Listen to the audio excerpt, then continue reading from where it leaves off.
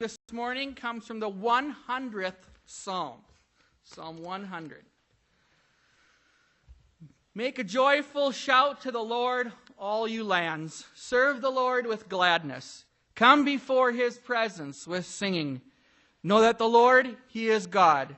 It is he who made us, and not we ourselves. We are his people and the sheep of his pasture. Enter into his gates with thanksgiving, and into his courts with praise. Be thankful to him, and bless his name, for the Lord is good, his mercy is everlasting, and his truth endures to all generations. And our second scripture this morning is Hebrews chapter 11, beginning at verse 1. Now faith is the substance of things hoped for, the evidence of things not seen. For by it the elders obtained a great testimony.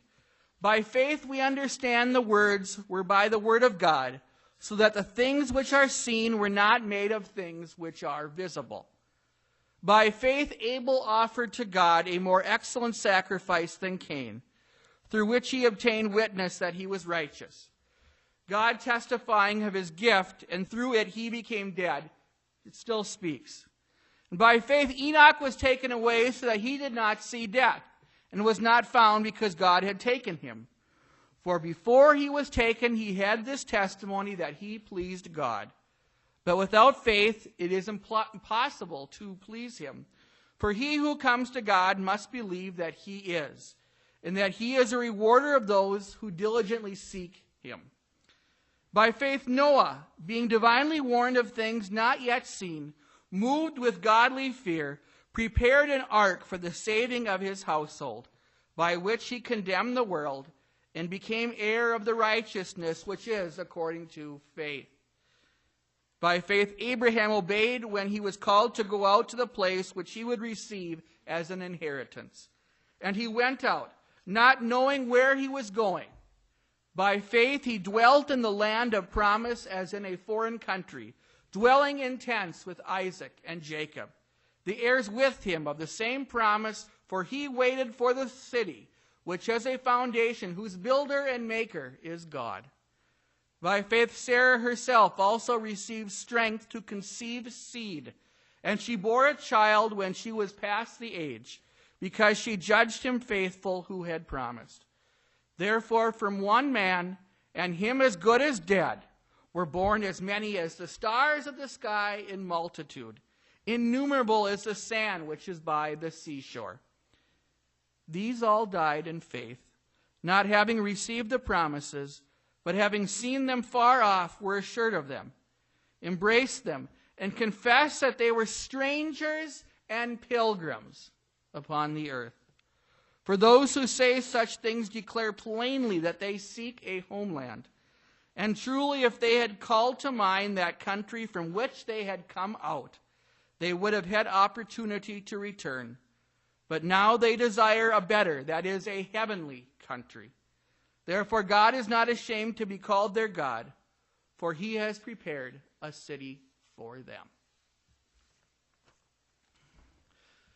The Pilgrims were not known at their time by the name to which we refer to them as. It is a very fitting name for them, nonetheless, because of their extensive travel, because of their beliefs. And at the time of their earthly existence, they were called separatists, because they wanted to withdraw from the Church of England. The Reformation of the Church came to England in a different manner than it had come to Germany with Martin Luther and to return to the focus of God's Word. Now, the King of England at the time, Henry VIII, desired a divorce from his wife, but the Pope, or I should say an annulment, but the Pope would not allow it. And therefore Henry declared himself then to be the head of the church. And because Henry VIII's motivations for moving England away from the sphere of Rome were more political than they were religious in conviction, the Church of England did not change significantly from Catholicism. Now, some of the English people had hoped for a more radical transformation in the church. And those who advocated for a greater reform came to be known as Puritans. They wished to purify the national church from practices that were not specifically commanded in the Scriptures, such as vestments or formal liturgies or even wedding rings. They said your word should be good enough. You don't need to wear a ring. Now, a minority of these Puritans found no time, thought it was a waste of effort to try to reform the church from within. And so they wanted to separate. And so they earned their name. Now, there was a specific collection of these people in a village called Scrooby, England, on the northern border of Nottinghamshire, the same area that Robin Hood is from. And this small group then met on their own. And they found themselves in conflict with the authorities because there was a state church. In the early 1600s, it was illegal to miss too many church services. And after being harassed and persecuted for holding their beliefs, the Pilgrims realized they were going to need to leave England so that they would not end up in jail or, even worse, be killed. This was quite a thing to think about for those people at that time, because most people in the early 1600s hardly traveled more than 15 to 50 miles away from their home. What inspired this little congregation to leave everything behind and risk all these trials to worship their God as they saw fit? Now, one of the reasons that the Pilgrims were so willing to face the unknown with such courage was their steady trust in God and His providence.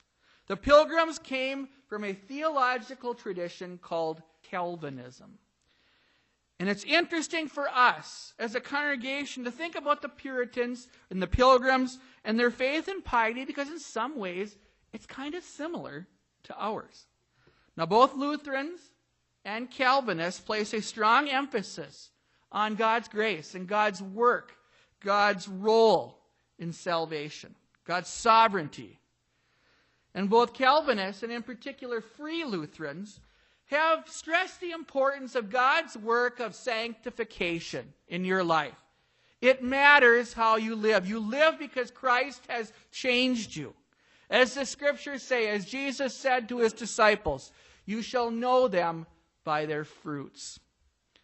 Now, the Pilgrims believed that God had destined them for a couple things. First, they were convinced that their suffering was a sign of being faithful to God. And second, they were persuaded that through it all, they would persevere because of God's help. The Pilgrims believed very strongly that if God had ordained something, then it would happen, despite the many heartaches and sorrows that would come along the way. And oftentimes these heartaches would be almost like evidence, or like evidence to show that they were doing the right. The righteousness of their cause was shown in their suffering. If the Pilgrims were experiencing hardship, then they knew that they were walking the straight and narrow path and not taking the broad road of destruction. So because of their trust in God's providence, these separatists looked elsewhere to live. And as they did their studying and observation, they noticed that there was religious freedom in a greater sense in the Netherlands. While the Pilgrims were one step away, they planned to go to the Netherlands. They walked 50 miles to the coastline, but they weren't able to leave their country. They were turned in by the ones with whom they had made arrangements. They had made arrangements for a ship to sail to the Netherlands, and the sea captain of that vessel turned them in. And so they were deterred for about a year. This was in 1607. But about a year later, they were able to flee to the Netherlands.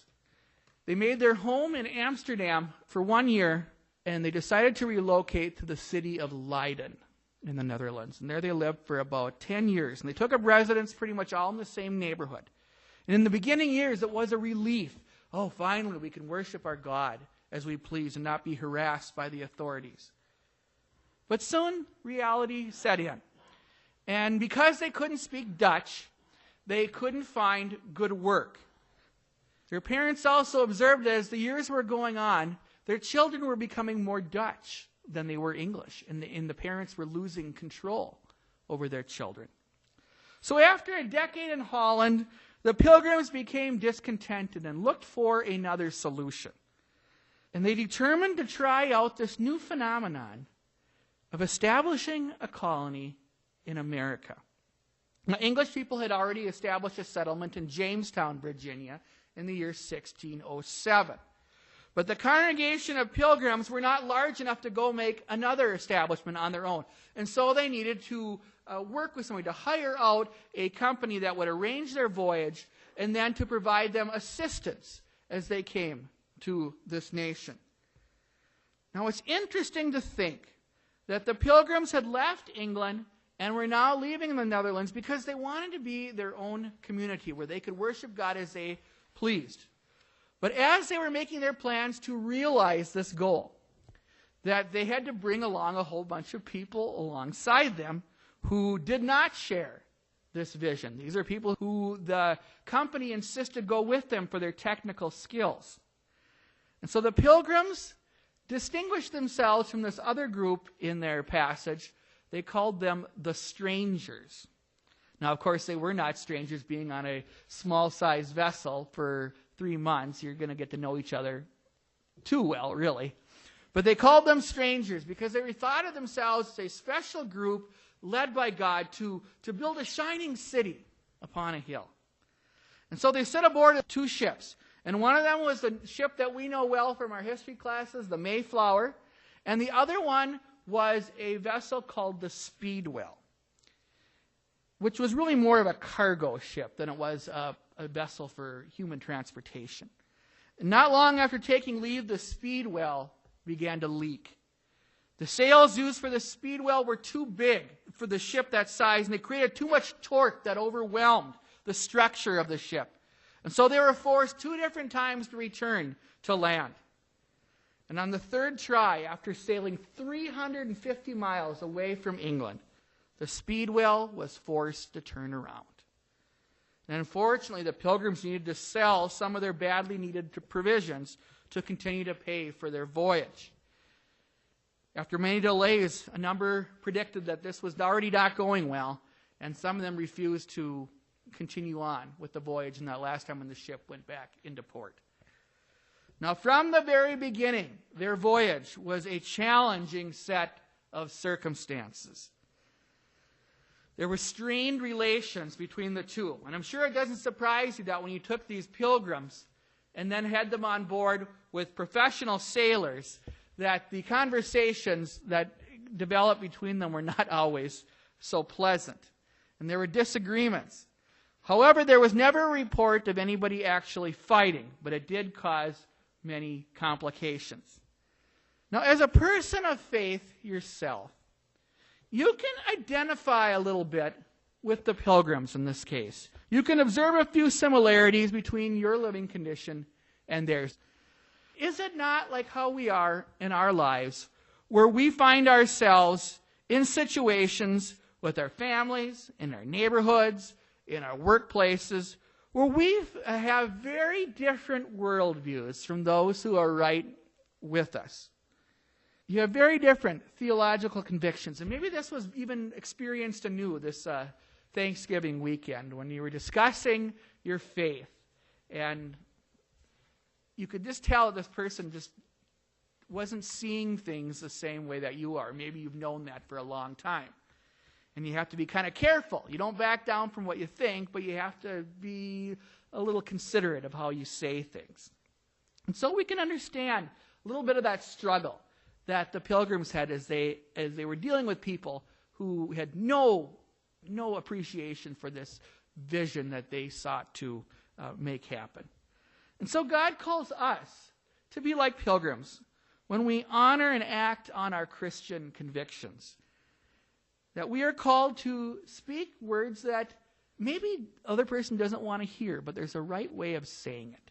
As Ephesians chapter 4, verse 15 says, speak the truth in love. But the Bible also tells us in Romans 12:18, if it is possible, as far as it depends on you, live peaceably with one another.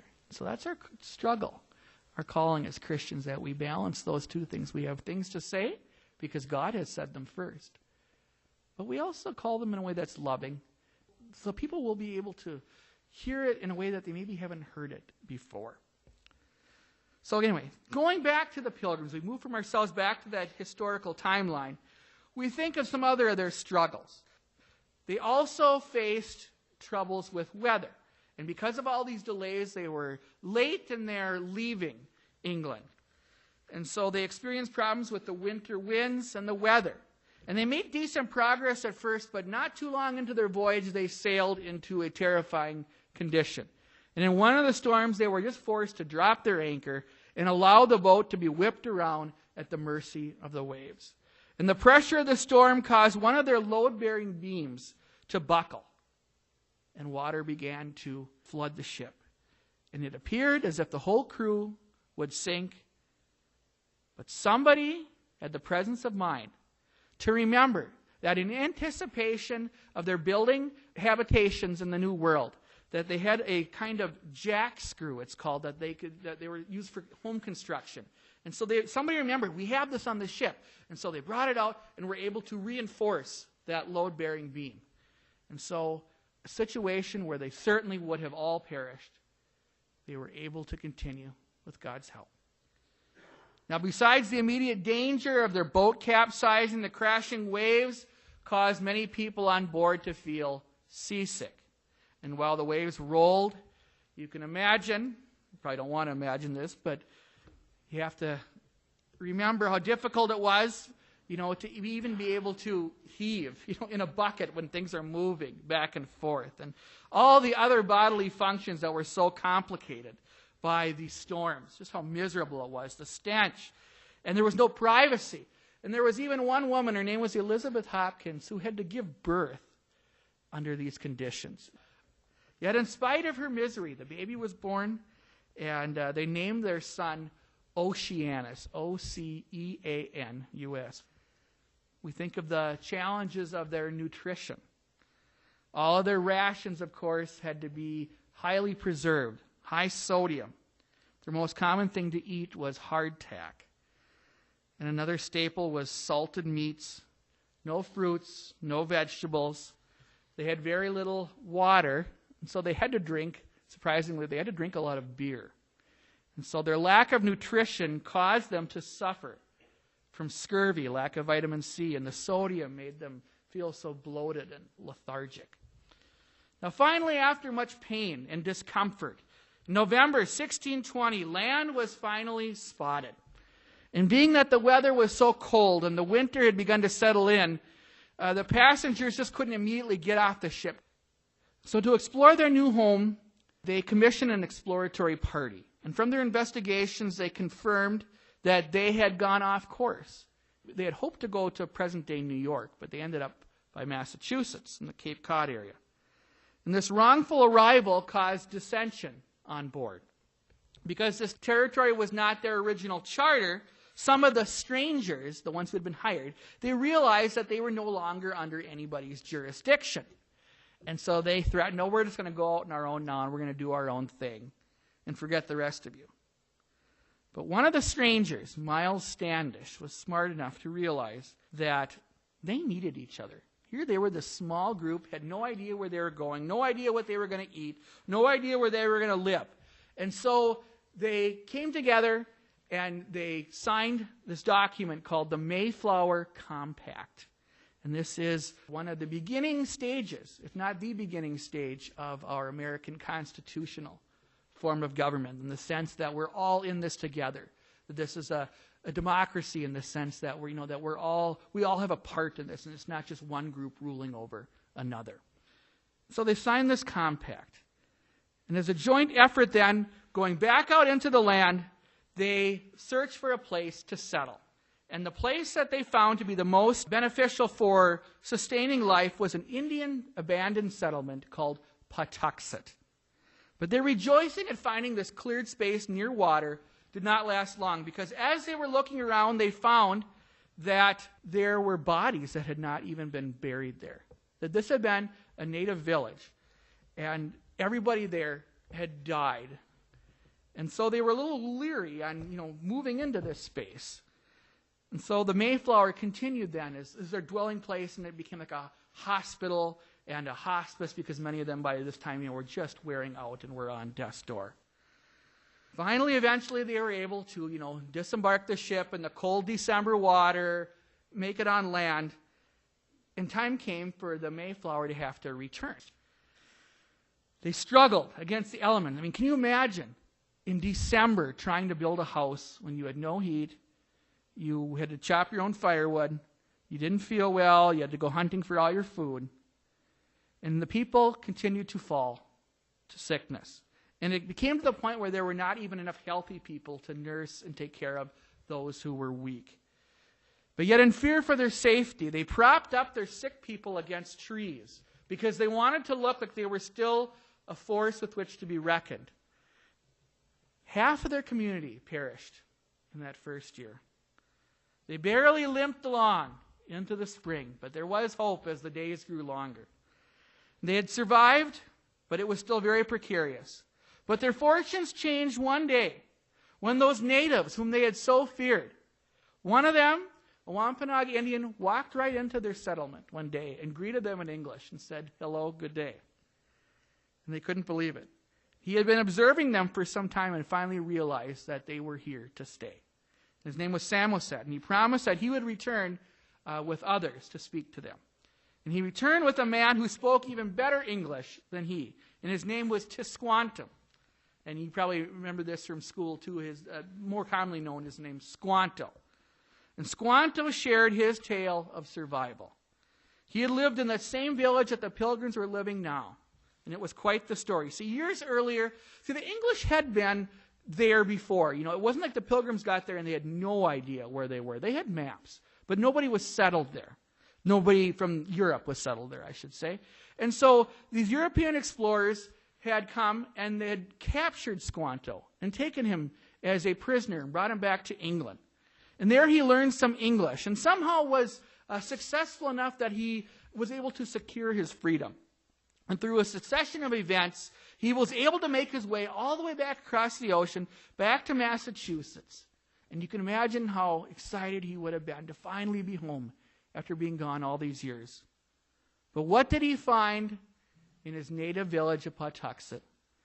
But the same thing that the Pilgrims had found later. Everybody was gone. Everybody had died. He was the only one remaining from his town. Because he had been captured as a slave and hauled away, he had been spared the disease that killed all of his kindred. Now, thinking on Squanto's loss brings to mind the story of Joseph in the Old Testament. The one who was sold by his brothers into slavery was the one who ultimately rescued them from famine. As Genesis chapter 50, verse 20 says, "What you intended for evil, God meant for good." And while it was indeed a blessing that Squanto had not perished with his family and with his friends, can you just imagine the intensity of the grief that he felt as he came upon his village? Can you imagine after having been gone for so long to be so excited about returning and there wasn't one person there who you had known from childhood? Now, most of you here today have not experienced something that devastating. But you have a little sense of that. You have some sense of that because you've lost somebody really important to you. You've lost your spouse. You've lost your parents. Maybe you've had a child die. Losing your loved ones is the hardest thing in life.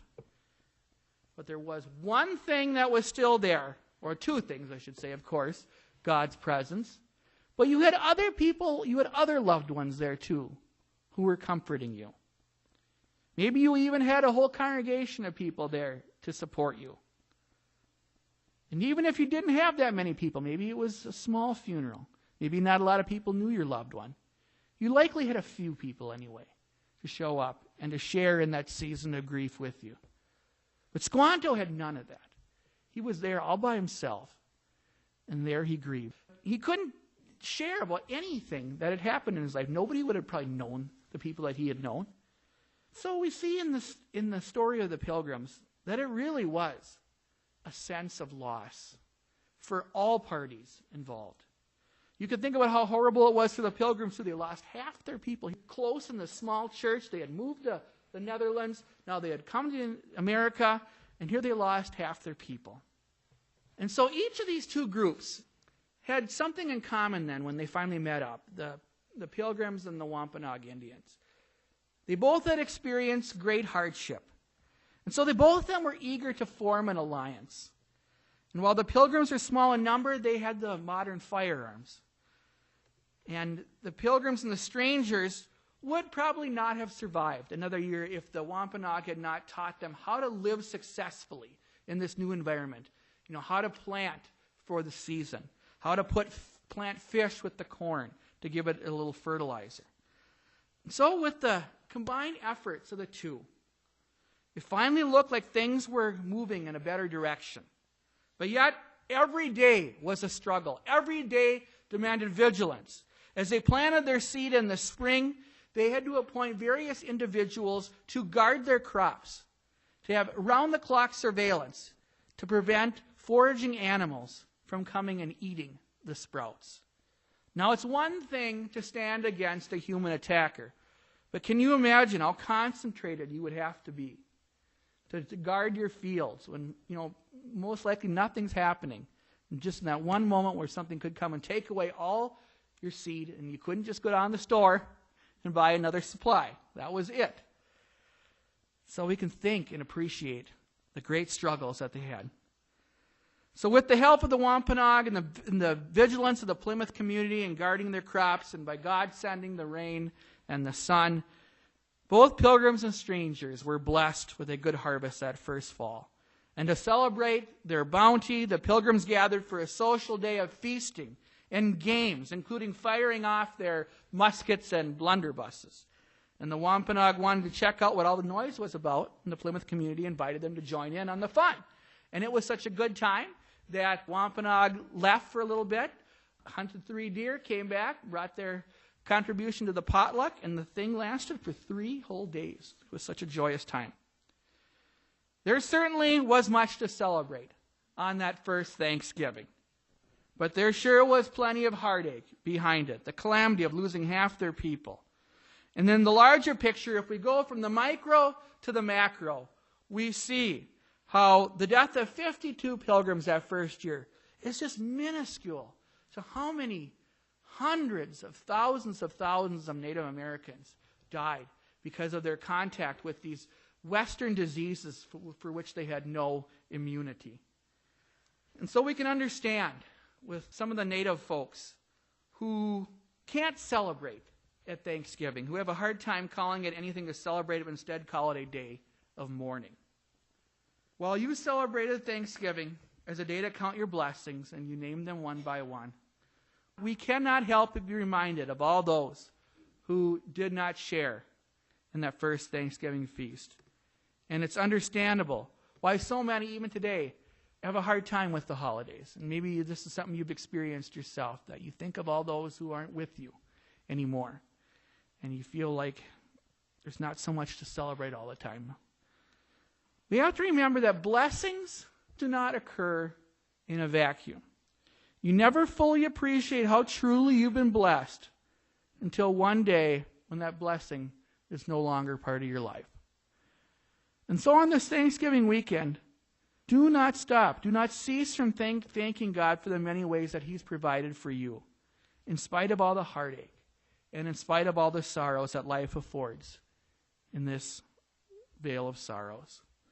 So while life may spin out of control, remember the theology of the Pilgrims. Remember what they found from Scripture, that God is still sovereign, that He is still watching over you.